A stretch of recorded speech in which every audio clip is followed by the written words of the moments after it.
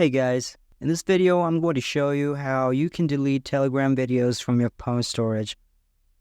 So every time someone sends you a video on Telegram and you download that video, the video is automatically saved to your phone storage, and over a period of time this can add up and take up a big chunk of your storage. So in order to delete Telegram videos from your phone, first thing you need to do is go to a file explorer of your choice.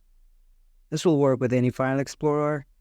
There is a default location in your phone where Telegram saves all of your videos.